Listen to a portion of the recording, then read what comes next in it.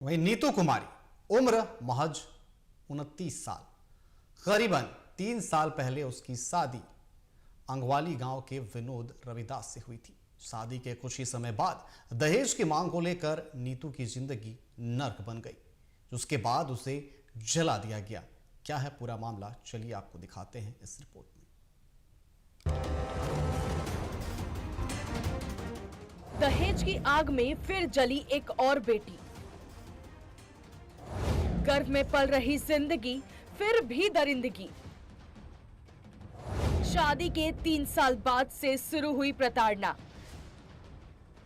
दहेज की मांग के लिए किया गया प्रताड़ित।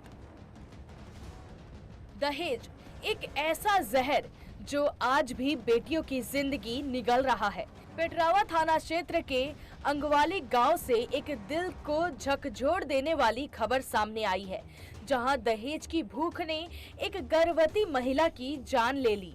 आरोप है कि ससुराल पक्ष ने नीतू कुमारी को जिंदा जला दिया। वो न सिर्फ एक पत्नी थी बल्कि एक मां बनने वाली थी, लेकिन दहेज की आग में उसकी और उसके अजन्मे बच्चे की सांसें बुझा दी गई। इस प्रकार से उन लोगों ने सब प्लान पहले से फिट कर लिया और प्लान फिट करने के बाद में उन्होंने 18 तारीख घटना दिया कि सवेरे सवेरे जब बहन खाना पकाने के लिए चूल्हा के पास में गई तो वो खाना बनाने के बैठी हुई थी, लेकिन आग आगे से नहीं पकड़ती है, आग पकड़ती है पीछे से, और पीछे से आग पकड़ने के उपरांत में पूरी तरह पीछे से जलने लगा और बहन जब उठी तो पूरी तरह से आग पकड़ लिया और वो पूरी जल गई। आग जो है उनकी जो पति है, उनका पति है विनोद रविदास, और उनका जो सासू माँ है, उन लोगों दोनों मिल करके एक दूसरे के सपोर्ट से लगा करके और दरवाजा बंद कर दिया, आग लगा लिया और भाग गया। मायके पक्ष का आरोप है कि पति, सास और अन्य रिश्तेदार नीतू को लगातार मानसिक और शारीरिक रूप से प्रताड़ित करते थे। कई बार गांव समाज के स्तर पर समझौते की कोशिश हुई, लेकिन दहेज की भूख कम नहीं हुई। 18 दिसंबर को जब नीतू रसोई में खाना बना रही थी, आरोप है कि तभी पीछे से उस पर आग लगा दी गई। गंभीर हालत में उसे BGH बोकारो में भर्ती कराया गया। किचन में खाना बनाने के लिए बैठी हुई, मेरा पति सास पीछे से आया और आग लगा दिया, पता नहीं चला। मेरी बेटी मेरी गोदी में थी तो ये सब जमीन में पता चला कि मेरे पीछे आग लगा पता बेटी को सहाय करके अपनी बेटी को सहाय करके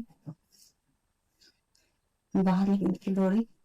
फिर मेरा पति सास गेट में घुस गए और बंद कर दिए। कई दिनों तक जिंदगी और मौत से जूझती रही नीतू, लेकिन नए साल की पहली तारीख उसके परिवार के लिए कभी ना भूल पाने वाला जख्म बन गया। इलाज के दौरान नीतू की मौत हो गई।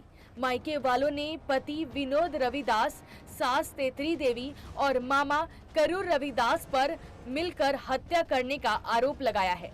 पुलिस ने कार्रवाई करते हुए महिला के पति को गिरफ्तार कर तेनूघाट जेल भेज दिया है। वहीं अन्य आरोपी की तलाश जारी है। पर सवाल अब तक यही है कि कब तक बेटियां जलती रहेगी दहेज की आग में, कब तक होता रहेगा बेटियों पर अत्याचार।